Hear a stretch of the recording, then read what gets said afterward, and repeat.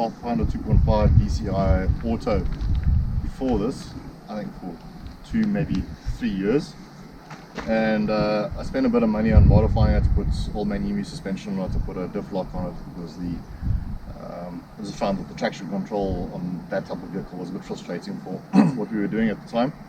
And I was at the point of modifying it even more and realized it'd be a complete waste of money. Then when I was looking for a vehicle, I saw this one being advertised, and I could recognize the additional extras which have been put onto it, which were the front bumper, the rear bumper, the roof rack, the swing arm, and the rock sliders was already on the vehicle. And when I went to look at it and I got under the vehicle, there was minimal damage, almost no damage, and I knew from that it was a good vehicle to buy. It had not been abused, and I was getting it at retail price of almost 200,000 rands with the extras, so it was a no-brainer. It ticked all the boxes, from the romantic notions of a Patrol down to practicality of the vehicle that I wanted, and it has a really big, loud petrol engine in it. So this is the Ironman bull bar. I got it with it on the vehicle. I did not buy it myself. I'm very happy with it. I've got a 12,000 pound winch. That you put it in afterwards? That I put in afterwards, yes. I have actually used it several times. It's not for show. But it is quite weird, because when you fit it, you don't know that you have it. Yes. You just carry on. And this got you out of a pickle in Namibia. Well, first I think in the Klein-Talverberg to that grade 5. Yeah. That was an interesting story. I forgot that I actually had it on the winch until we were like 3 hours into the recovery. I remembered I had a winch.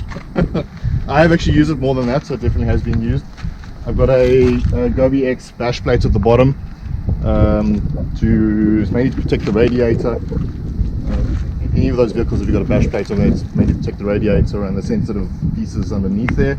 So here on the side of the vehicle, I've got the Gobi X rock sliders with the high lift compatible mounts. Something which you probably don't think about when getting a large vehicle like this is, if you need to change a wheel, how are you going to lift it up? Because the standard bottle jack or a scissor jack that you get with that vehicle, once you put these very large tires on it, it will not lift up the body of the vehicle. You need to have these various different options. I've got the high lift option over here, and I've tested it with a high lift jack. You can mount it in here, and I can lift this entire vehicle off the ground. Not something you do without being careful about it, because you can really hurt yourself, but you need to have a rated recovery and lift points on these types of vehicles, particularly when you lift them. I think one thing maybe to add on here, but on these vehicles there's a plastic mount, if I remember correctly, that sits over here. And I mean, if you're going to have a rock slider, you're going to damage the panel. It's just one of those things. So before you fit this, take this off and ask Gobi to extend your rock slider all the way to your wheel over here, and make sure that it's sticking out, because this over here is not going to protect your vehicle. So you want it as far out as possible, and then right at the bottom have an actual rock slider. So here at the back I have a custom made bumper, also made by Gobi X.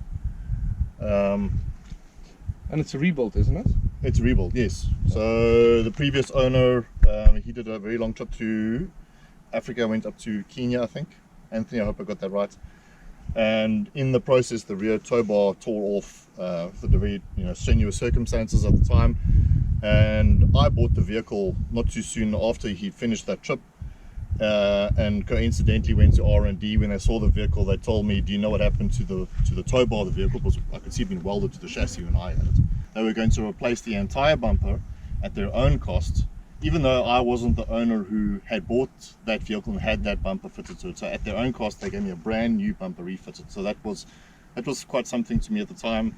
I think it was about 45,000 rands worth of new bumper that I got in that process. And I also saw you coming. I've got 2 swing arms. You don't have to have 2 swing arms for 2 tires. If you're doing touring north of South Africa, it's recommended, because if you lose one tire and you only have one spare tire, then that's a bit of a precarious situation to be in. So this is why I have 2. I used to have one of these up on the roof. It's not great having it up on the roof, because to get it off from the roof, depending on your physical condition, the heights and all the rest of it is not fantastic, and we actually have to do it. I prefer to have all my weight down low, And this is why I have two. Previously there was a water carrier over here with that water tank over there was mounted over here On the swing arm. on the swing arm. So mounted on this swing arm is a high lift jack mounting point, which is integrated in the wheel carrier. There's many different options. This is where mine is over here. GoBX custom built this Max Track mount. It's mounted on where the stock spare wheel mounting point is on the Patrol, and this fits in between here and the door, and I can still open up that barn door fully with the Max Track holder on it. And I have actually used the Max Track several times. 1.8 straight 6 petrol, naturally aspirated. I haven't touched the engine. The reason I have not done that, although the temptation is there, quite a few guys do turbos on these things, is because we do long distance touring, and I need to know that the vehicle, the most important parts being the powertrain and the drivetrain, are 100% reliable, and if there is a breakdown, that the parts that I need will easily be replaced wherever I am. And if you've modified the engine, the chances of something non-standard braking is a little bit higher, and trying to replace that if I'm not in the middle of nowhere but further north than South Africa, it could be more difficult. That's why I've left the engine stock. I've got the ARB compressor mounted in the engine bay. The switches are in the inside the vehicle, so I can activate my air locker from within the vehicle, which is what you need when you're in a specific situation. So you can see that I've got a T-piece over here. One goes to the air locker and the front differential. The hose over here goes to the front, and this is a quick release couple for pumping of tires and any other requirements, because I've got one at the rear as well. But sometimes if you're in a situation where you can't do a U-turn or turn around and somebody in front of you needs air, it's a good idea to have something like that mounted. Over here I have the ARB diff breather kit, which the front and rear differentials, the transmission and the gearbox breathers come up here.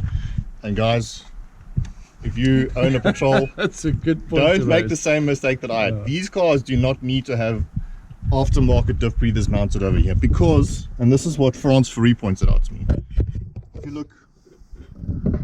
if you look right over here, that is the stock standard Nissan Patrol breathers that come up to almost exactly the same height, and they may even go into the snorkel mount. Nevertheless, that's on me, and the guy who sold it to me, he knows who he is. We had a good laugh at each other after the fact. Then over here on the 12 volts, we have a It's a 12-way Blue Sea fuse box for the 12 volts over here. I would highly recommend doing this in your 12 volt setup, because instead of having the fuses randomly mounted inside your engine bay or inside of your vehicle, if something goes wrong and does blow, then you've only got one point in the vehicle to come investigate. And Murphy's Law, that will happen to you when it's dark and it's raining and it's cold and you're alone. I've got a Power Flow stainless steel free flow exhaust fitted to the vehicle. It was fitted to the vehicle before I bought it. However, I'm extremely happy about it. I love it. It gives this vehicle a unique sound. So I've got a K&N air filter over here. I know that this topic is a hot topic amongst Patrol owners, because the standard paper-based filter that you get from Nissan, it's a much better filter for very fine dusty situations. So I totally agree that if you're going to do a trip through Namibia or something like that where the dust is particularly fine and gets in everywhere, then I would say take the stock standard filter and use that. But if you're driving around town, which is what most of us do, and you wanted to get a little bit more air into the intake system, the K&N filter is proven to do that. But keep your stock filters with you and change them out when you go into situations like maybe Botswana, Namibia, and those kind of. But I believe you can wash the K&N filters. Yes, you can. And obviously with the standard one you can't. So to wash these, you got to soak them in soapy water. Look, after the Namibia trip, I took this thing out, and that dust, because I hadn't cleaned it out at all, and it caked into that filter. The filter had done its job, but it was very clear that it had done it, so I've got no doubts about it. To clean it, I used a high pressure cleaner. You are not supposed to do that.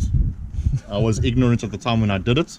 If you push, if the pressure on the hose is too high, you put it too close to the membrane of the filter, you're going to damage it. I luckily did not do that. But you're supposed to soak it in warm soapy water, and because these things come pregnated with a oil. It's a pink oil, so if you get your cane and filter and it's pink, it's supposed to be like that. Don't wash or clean it, that's pre-oiled. And after you clean it, you can get the cane in oil that you can spray back on again. It goes pink and you put it back in again. I went with the Terrain Tamer Pro Shocks, which are fully adjustable, 8 different settings. And I've got the vehicle back this past week, and I'm absolutely over the moon with the quality of the drive of the vehicle. Fully loaded. Previously I would have to inflate my airbags to 2.5 bar to keep the vehicle level. Now I don't even have to do that, fully loaded. Driving through TYRES yesterday, the vehicle didn't lean. It was driving like driving a new vehicle. I've also fitted 4-inch drop boxes to the front sway bar, and I'm going to fit the Terrain Tamer rubber bushes and remove the polycarbonate camber correction that softens the drive and brings it back to what it is as a stock vehicle. I'm already very happy with the way it is right now. I can just imagine what it's going to be like when I do that. And then that is the Terrain Tamer steering damper with a return to center coil on it. I didn't have a return to center coil on it before this, so driving with that is different. It does pull the steering wheel back to center a lot faster. You can feel the coil doing that. So I'm still evaluating whether or not it's better or worse. So from the newly fitted suspension and all the upgrades, what's the difference between your previous measurement in terms of height and after it settles? Because this one I suppose is not settled yet. Yeah, so well, the measurements we've taken is from the center of the hub to the bottom of the wheel arch. I realize there's different ways that you can measure this, but this is one of the most common ways to do it. So the stock height of an unlifted Patrol, the front is 570 from the center of the hub to the flare. So 570 at the front and then 554 millimeters at the back. Now, before I lifted the vehicle, I had 590 at the front, that's 20 mils at the front, and at the back I have 565, which is 11 millimeters at the back. So, and those EFS coils were taller, but only rated 300 kgs. So I measured this height fully loaded. So the front is now 610. That's 20 mils higher than the previous one. So that's fully loaded. I've kept, so the stock is 570. I'm now sitting at 610. So it's 40 millimeters higher than a stock Patrol, and that's fully loaded. And then the back I have 580, which is 15 millimeters higher than the EFS coils that I had, which were 300 kg rated. And the interesting is when you compare the 500 kg coils to the 300 kg EFS, the EFS coils are taller physically, but because these are 500 kgs rated, they keep their height, which was a concern that we had when we fitted them, that my vehicle would actually lose height, and it definitely has not. So I have the, as mentioned earlier, I have the Terrain Tamer Pro Shocks mounted, the 500 kg constant coils. I have airbags in the rear. That's actually due to what I had previously set up, and I just wanted to keep in the vehicle. It's a good backup to have. And I've also fitted the Boss 4x4 bolt-in tower braces. These Patrols are well known if they're heavy vehicles, heavy working vehicles, which is what mine is, that the coil tower braces or coil towers themselves can tear or bend. So I put the coil tower braces in as a preventative measure. Should that happen in future, then it's much cheaper to install those, and then instead of having it to have it repaired after the fact, what I've been told is to repair bent coils, you have to take the whole body off the chassis and repair the coils like that, and that's a really expensive job. This is a Brown Davis auxiliary tank. The standard auxiliary tank on a Nissan Patrol GRX, the one that I have, is 30 liters. Stands to be corrected, this auxiliary tank is 80 liters. Oh, okay. Yeah. This is the main tank here, just above my shoulder. The total capacity is 220, which would make this a 160 liter tank versus the 90 liters on the standard. So in total I have 220 liters, which gets me very close to the magical 1,000 kilometers on a full tank. I'm probably close between 880 and 950 based on my fuel consumption. What I've also done on the Patrol, and I would advise anyone with one of these vehicles, I've swapped the tailpipe around. If you lift these vehicles, then what happens is this tailpipe over here, or the tail shaft rather, the tail shaft or the prop can rub up against, there's a cross member over there. So by swapping it around, the narrow part of the tail shaft it sits on a cross member over there. Up on the top, a lot of stuff going on. I suppose it's not that heavy as one would think, but still interesting to see whether we can get to a total weight on top. I think we may not disclose that, otherwise we'll get some interesting feedback. Well, take us through from the easy on that was fitted when you bought the vehicle. Take us through that. So this is the Easy On K9 rack. As John mentioned, when I bought the vehicle, already had it fitted to this. This is a very good rack. The first thing I want to call out the fact is that it has 5 mounting points per side. That's 10 feet that are mounted connected to the roof rack. The reason you'd want to have more feet for mounting points, it reduces the pressure per foot. So if you have a lot of weight and you have a few mounting points, the pressure through those feet is a lot more. And if you're doing a lot of corrugation, that high frequency stresses that comes through the metal will break those feet. So the more mounting points you have, the better. And this one has 10. Right, so mounted on the side here, I've got the quick pitch privacy cubicle. We'll be showing that in a little bit more detail in a little bit in the review. I have my 4x4 lasher shovel. This is specifically designed to remove as much sand as possible with a shorter lever over here. You can't be standing with a long shovel like this. So this is a good thing to get. And I've got the K9 Easy On shovel mount over here. I got the front runner water canister with the vehicle. That was another extra that I got. So I did not buy the Easy On 40 litre water mounted. I got it with the vehicle, but I made a plan. I mounted it over there. Up here, so this is a 660 litre aluminium storage box that we designed and fitted based on our experience of traveling. On top of that, I've got a solar panel and mounting point for our RV5 tent, which mounts lengthwise of the vehicle. Inside I have a partition, which is where the shower box, which I'll show a little bit now, the geyser inside goes. Store tools in there, and then up here, guys, we store items that are light but take up a lot of space. Mattresses, pillows, duvets, sleeping bags, because I don't tow anything. Dirty washing, all of that, and chairs and things go up here. So it does look like it's really top heavy, but it's not. It's just got a lot of space. So this is how much stuff you can put in this box. All bedding, not very heavy stuff, just stuff that takes up a lot of space. But you need to have it. You've got 2 kids and a wife.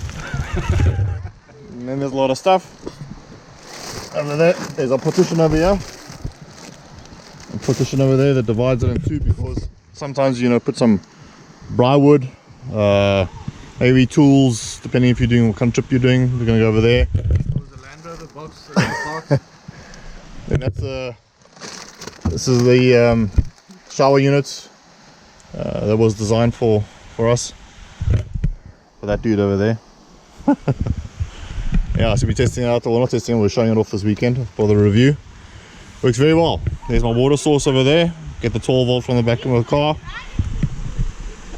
The cubicle unit over here, stand and have a lovely hot shower. Perfect when you're in the middle of nowhere. Yeah, lots of stuff. So up at the top I've got a 130 watt solar panel. Let's rather talk about why I did a decent 12 volt system. This is not cheap. Any 12 volt system that you do properly is not cheap at all. It is definitely worth it. I started off with just having actually the battery that I got with the vehicle. We did a very long trip in Namibia, and that battery and the way it was set up, it just couldn't handle the demand from the fridges, from the trailer, from the sound system. So I had to upgrade, and this is what I have now. So I have mostly, as what you can see, is a Victron management system and Victron components. So I've got a 110 amp Victron Energy gel battery. Very, very good. I'm very happy with this. It definitely does what it's supposed to do.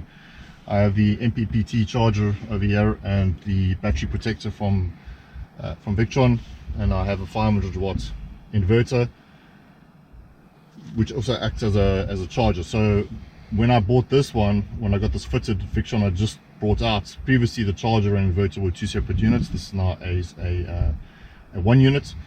It costs a little bit more, but I'm definitely very happy with it. Outside in the vehicle, we'll show you now, I have a 220 volt plug-in that you typically have on a caravan or a trailer. So when I get to site, I can plug it into the 220 volts if I need to. So as soon as I plug it in, it immediately kicks over to charging the battery and starts supplying 220 volts to whatever is needed. That is, you may be asking, why do I need a setup like that? Well, if you are traveling and you do have, as an example, a laptop which only charges off 220 volts, then you need to have an inverter. I don't need a 2 kilowatt inverter. I'm not running stoves and kettles and hair dryers, anything like that, but you just need a 500 watt that can run electrical components or things like that need to be charged. That is why I have it, and the charger was all in one, so it makes sense. There's also a big difference between your pure sine wave and your other inverters. I can't remember the name, but for those oaks that wants to charge Apple devices, you cannot charge an Apple device if it's not a pure sine wave inverter. I've also here I've got this mounted just the height of the headrest in the vehicle, which means if I'm running cell phone chargers, and my kids are quite small, but sometimes they'll get bigger, and if you're traveling, they may have their iPads or their tablets with them, I can plug this in with the seat up and run the charge off there, because I do have many USB charging points in the vehicle, but that's a slow charge, and as you'll know, they get hot. So running off 220 is much better should I have to do that. And I see you've got a shunt over there, so you've got the BVM battery monitor then? Yeah. So that's plugged in at the back, and we'll see that now. I think a shunt is such a nice investment to make. You can see exactly what's going out of your battery and what's going into your battery. Yeah. And that's the way that you can manage your battery life. That's a very valid point, because what we learned in Namibia before at the solar panel is running off the alternator, even though you've got a DC to DC charger and you're doing long distances for a long period of time, it will not always charge up your battery, because I've got a projected 25 amp, and if I'm putting in 25 amps and I'm drawing 20 amps, then I'm only putting 5 amps into the battery. And I was surprised in several instances when we got to site after a long day, my battery was not fully charged. So that's where solar definitely comes into that, and if you have 220 volts, that's also good. With the free flow exhaust that I've also put sound dampening in all the doors in the back. I definitely recommend that for anybody who buys one of these vehicles, does put a free flow on. That drone or the free flow on a long trip can be a bit monotonous. We all in our family, we all love good music, so I've gone with the investment of having good sound. So I've got JBL 2 amps. One of the amps runs the subwoofer at the back, the other amps run the JBL speakers that are mounted in the doors. It's these two over here. Yeah. And up front I have the Casca head units. That Casca head unit came with the vehicle when I bought it. It comes with GPS, and I've got a Casca TPMS, the tire pressure monitoring system. I definitely recommend that if you have a vehicle to get something like that, monitoring the pressure in your tires and the temperatures. There have been times when I've been warned that the pressure and all the heat in my tires has either got too high from a temperature perspective because the pressure was too low. Definitely worthwhile have it. So Casca head unit up front, JBL system inside. Very happy with the sound. This is what nice about the Victron components, they're all Bluetooth enabled. So I can get all my information from the battery monitor over here, but it's also Bluetooth enabled, and I can activate any one of those components you saw over there, or this battery monitor over here. Switch panel for my lights, and fridge and power points that I have over here. So I've got 4 USB charging points at the back over here. I have another 4 up front, and a 12 volt cigarette lighter plugged over there in the front, and I have 2 at the back over here. These 2 are used for lights that go under the awning, and if you're listening to a Bluetooth speaker and the battery's going flat, and if you hate us because you don't like Bluetooth speakers, so be it. But this is where I use that over there to plug in and charge our Bluetooth speaker. And finishing off the 12 volts, I have the 60 litre National Lunar Legacy dual control fridge unit plugged in here. The next one up is a 72 litre, which is a little bit deeper and quite a bit taller. And the difference between the Patrol and the Land Cruiser is that the Patrol has actually a bit of a, it's narrower at the top, whereas the Land Cruiser, the 79, 76, sorry, is straighter. Yeah. So if I'd gone for a 72, it'd been a little bit taller, and I would actually have lost space over here, and the depth over there, as you would have seen earlier, would have gone into my 12 volt. So this is a great unit. It's got a single compressor. The legacy range from National is designed more for 4x4ing. It's a little bit more rugged. You can go check what they say on the website about themselves. But I've got a freezer on this side over here and a fridge on this side, and I can run either one of these compartments at the same temperature, so I can turn them both into fridges, both into freezers, or one is fridge, one is freezer. This is great for now we're doing a 4-day trip. Everything that I need is in here. This is a formal stainless steel drop table. Yes. And it works really nice to stop next to the road, yeah, have a coffee, whatever. It sounds very cliche, but it kind of happens. So I think one of the important things to mention is when it comes to designing a rear draw system or draw system for vehicles like this, there's never the perfect system, never. If you're looking for if you want to go out and buy something which is off the shelf, then do it. If you want to custom build it yourself, then do it. If you want to pay somebody else, then do it. But the point is, do it, because if you are going to spend endless hours and months designing the perfect setup, just after you finish it, you'll realize that there's something else that you could have done. My draw unit was designed and built by R&D in Brackenfell in the Western Cape. I've got the aluminium pull-out draw system over here. I can put a lot of stuff in here, so I've gone with the depth of the drawer. Depending on your configuration, you may go with fairly tall drawers, shorter drawers if you've got water tanks in the back. I don't have a water tank in the back. Ideally what you want though is a bag like this to stand up straight, and to fit in either a configuration of a third, or 2/3 and a third, or a full set. So if you want to custom build your own drawers, probably nice to first buy your bags, your gear, and then design around your gear. So these are, if you are looking for camp cover and a local retailer store doesn't have everything on option, a good place to go to is Take a Lot. Take a Lot has pretty much everything that camp cover makes, and order it from there. That's what I did during lockdown. Got everything I needed, but very good points about designing the drawers with this in mind. The reason that you want to have bags like this is because you take it into the house, you pack the stuff in the house, walk out and drop it into these drawers. Very good advice that I got from somebody about doing that. If you got wolf packs, ammo boxes, and your drawers are designed around that, then the same principle will apply. Pack the ammo boxes in the house, bring it out to the car. Good advice that I got. So one of the advantages of having aluminium drawers versus wood, wood absorbs smell. So if you have a milk thing that breaks while you're traveling, which will happen, it's going to go into the wood and you're going to struggle to get that out. If you have water problems, that can also go into this. So having the aluminium drawers works very well. I've got a removable carpet in the bottom, so if the milk situation does happen, which I think it did happen to me, I just take it out, hose it down with a hose pipe, put it back in, and it's. So another topic amongst patrol owners is which side to do the fridge, right? Because popular theory would have, well, the driver's sitting on that side, so all the weight over there with the driver, the fuel tanks are on the right. Well, actually the auxiliary tank is on the right. The center tank is middle mounted. So I've got 80 kgs of weight on the auxiliary tank. I sit over there. I'm almost 100 kilos, so it's almost 200 kilos of weight here, and then I'm going to put a fridge, 60 liters, maybe that weighs 50 kgs. So there's a lot of weight sitting on that side. So it will sit, but I have 500 kg coils, so I'm worried about that. The reason that I have put this on this side is because these heavy duty sliders over here don't come out very easily. The fuel pump for these vehicles sits on the right. I always carry an extra fuel pump with me, because if you get dirty fuel into your system and you want to replace the fuel pump and you've got these drawers over here, how are you going to do that? So I opted to put my fridge on this slide, because I can easily remove it, I can get to the fuel pump. That was my choice. The other thing is that with these, I've got the smaller barn door over here. This doesn't actually open up all the way on the Patrols. There's a modification that you can do to get it to open up all the way. So if you put a fridge in on this side, you actually have to move it a little bit more to the right of center. It takes up more space, so you lose on the draw side. So this is why I put the fridge on the right over here.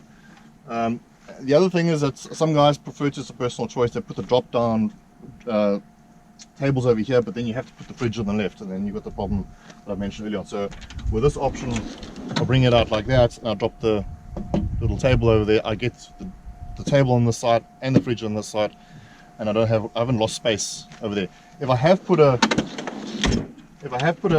drop down table over here and the fridge is over here, then now what do I do now? Because now I'm going to pull the whole fridge out. So I know there's some of the guys that have done the tables over here, it's fine, but this is just my observation. But it never makes sense. Yeah. So just as an example, often if it comes to breakfast time, lunchtime or dinner time, and my wife is here at the fridge and she needs to get something out the drawer, she just turns like this and she's got access. If it was the other way around with the table over there, it becomes a little bit more difficult. And if I need to come in and get something, she can easily move out of my way and still I can get in here if I need to. So this side in the cavity, I have all my recovery gear put in there. I've had custom made gull wings made for this vehicle. I'll talk about that now, so I can access, I don't have to come in through the back to get my recovery gear. I go in through the side. On this side over here, I have a kitchen unit which is accessible through the gull wing, and down here is just an extra storage area for all kinds of knickknacks that generally don't fit into any kind of category. You get chucked down there and access it through there. Now inside of this cavity over here, I fit 4 tog bags for myself, my wife and my 2 children. 4 of them go in here. Coming up here, I bought my father-in-law's number 6 Poiki. Yeah. A big Poiki. It's a really big one. It fits in over here. I put another red Poiki with that in here, and I have a subwoofer in here. So this cavity over here, although on screen it may not look like it's particularly big, I get a lot of stuff in here because this roof height is actually quite tall. So the entrance point is not particularly high, but you get a lot in the height, which is quite surprising. I didn't really expect that. We've got a cargo barrier on that side, which you have to have, guys. Jump on the brakes. You got a lot of stuff stored in here. It's going to come flying forward. And if you've got passengers, even yourself, you don't want to be whacked in the back of the head by a heavy object. It could be quite deadly in a situation like that. Cause damage. Very important, fire extinguisher. I have the larger one at the back, and I have a small one in the cab with me, and I'll probably get another 2 fire strikers up front. To build these vehicles, to accessorize them the way that you do, is really, really expensive. And fire is not something that you want. It's a health and safety risk. It can set an entire field on fire, can do a lot of damage to you, yourself, other people's properties. Never ever travel without any fire protection equipment with you. Hopefully you'll never need it. If you do need it, make sure you got enough of them. And then you also have a table up here. That's part of the kitchen setup. Yeah, so that table is actually camped right now, but I have another table over there. So table is at the top, drop down table on the fridge, and I'll show you now the alley cab side mount table for the kitchen. So R&D made this for me. With these Patrols you can get a plug and play from Australia. It only works on the right hand side because this particular model, the Series 5, maybe earlier models as well, the air conditioning for the rear of the vehicle runs up this straight over here. So this entrance point over here is smaller than the other side, which you know, just needs to be taken into account when you build it. So on this side over here, what I've done is I've had a custom made kitchen fitted here on the right. This includes all the bowls, plates, mugs, jet boil with the gas, and this is very, very, very, very useful because if you have all of this in the back, it increases the amount of traffic in that area. And in the mornings, we typically wake up, and this is just fitted on the side. This is from Cab. And he's actually using it. Yeah, I use it every time. And this is where most of the time I'm making the breakfast for the kids. I'm making coffee with myself and my wife. Very useful over here. Because this is black and it's metal, it's incredibly hot. In fact, if I put my hand on this, I can barely keep it on there. So this is already probably 55, 60 degrees Celsius. And I can hold my hand on the inside. So this insulating property over here definitely works. I've had that done. It also keeps the noise from outside of the car away from inside the vehicle. And this awning is open over here. This is in the full shade. So if it happens to be raining on an incredibly hot day, this is in the full shade. If you go around to the other side, so this is on the driver's side of the vehicle. You can already see that it's quite a bit wider than the other one. I have my solar panel plug-in over here. So I've also got a very small gas unit at home, but because we're camping for 4 days and we have my sister and her family with us, there's more people than normal, so I brought my KDAC double burner, and I can take that out through this window over here. which is very useful. Down here I've got all my recovery gear. I'm not going to take all of that out right now because it's quite an extensive number of items, but you can see the access through here is quite useful. I can also get into the back over here, which is very useful. Both sides I've got the, and also on the inside of the boot over there, I've got the 3-tone LED lights. Red is the most useful, the bugs don't come in. So when I got the vehicle, they had BF Goodrich all-terrain 265s.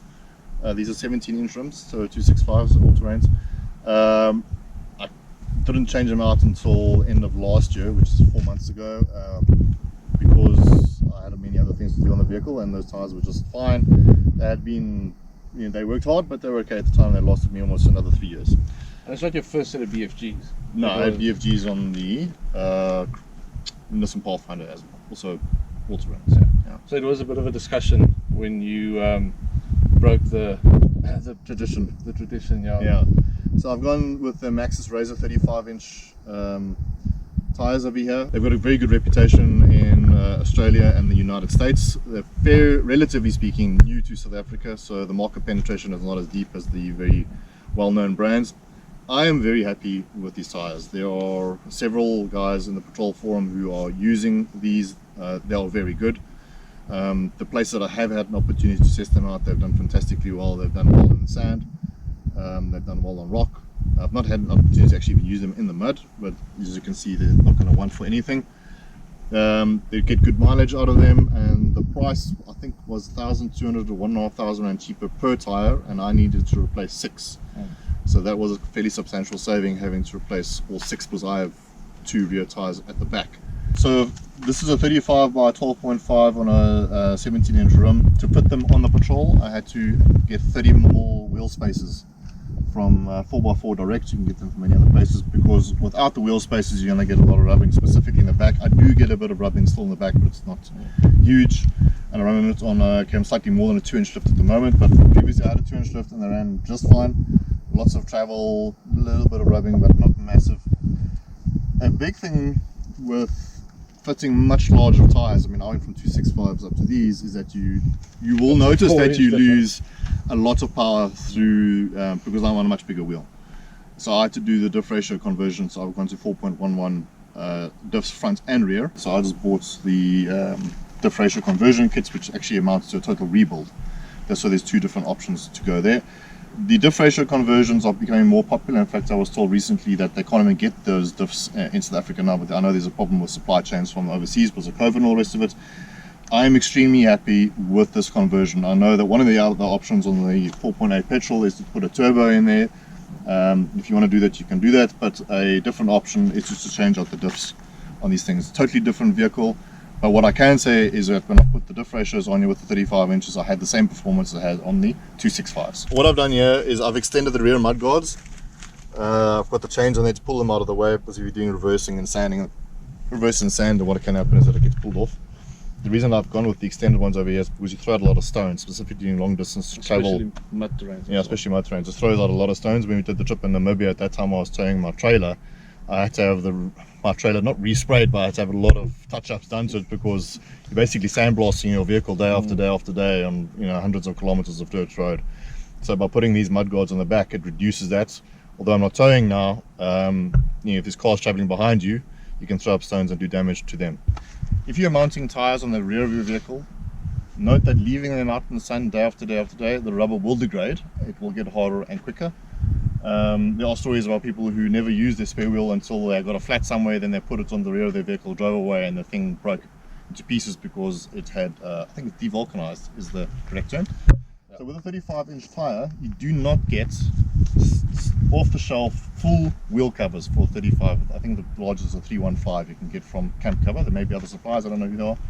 So I had these custom made by Camp Cover, and what I also wanted was a bin bag. Because you can get a bin bag, but that doesn't, I think it's the top third, covers it over here, and their full covers don't have the bin bag, so this is custom made by my design. So a full wheel cover plus the bin bag. And on this side over here, because the license plate is located on this wheel, when I'm doing my daily driving, this bin bag actually zips off. And there's my license plate. So a traffic officer is not going to have a problem with that. This is also custom made. This is a standard setup for a wheel carrier, and I thought this was quite nifty. I think so. One of the best purchases you could make, and I actually got this with the vehicle, so I can't claim that I bought it, is these dashboard mounted carrier bags. Dad's also got them, you've also got them. Fantastic for putting a whole lot of stuff, especially when you're traveling in your different bags.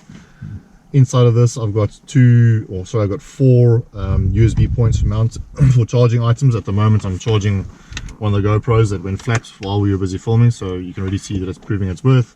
Charging of cell phones, and then I can also run a 12-volt cigarette lighter charging points off there.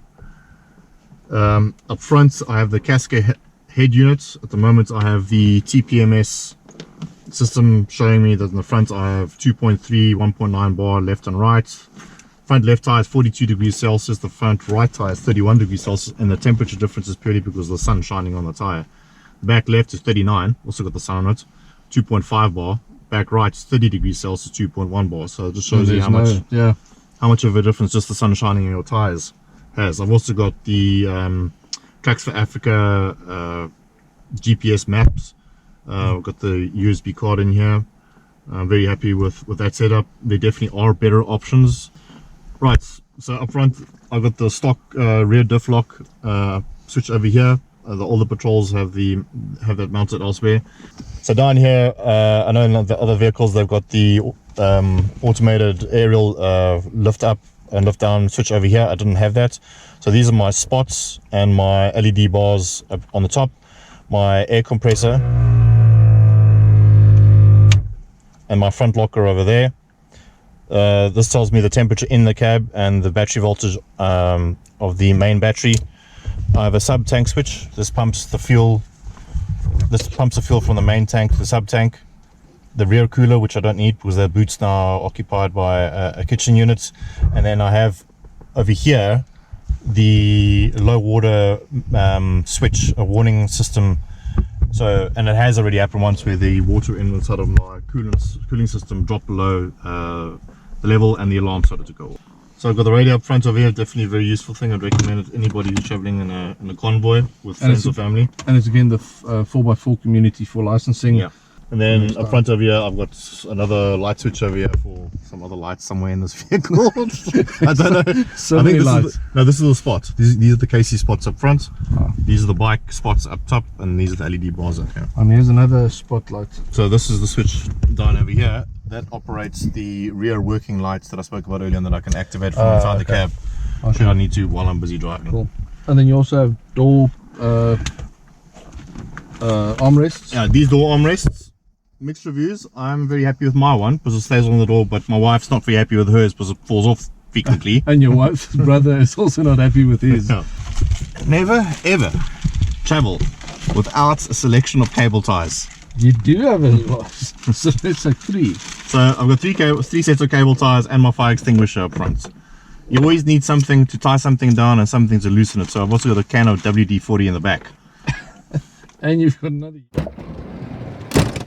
That wraps it up for the review. I think brilliant vehicle. I'm a big Patrol fan, even though I'm not allowed to say it out loud. I really like the vehicles. I think this one in particular is very well built. A lot of consideration you can see has been taken into account of rigging this vehicle for overlanding purposes, even though it is extremely competent in rock climbing, sand driving. Yeah. It is a bit heavy though. You obviously don't want to take on like ridiculous dunes when you loaded. Yes. So yeah, any closing remarks? Sorry, I spat on. I didn't even notice. So any closing remarks? Yeah, just before I finish off, there was we had dinner with friends of ours last week, and we were talking about the vehicles, and the question came about which vehicle to buy. There's no real answer to what the best vehicle is to buy. It's based on what you want to do with it, and what your aspirations are for the vehicle. So I'm not going to specifically. I'm obviously a Patrol fan. Juan's a Land Cruiser, and I'm also a Patrol fan.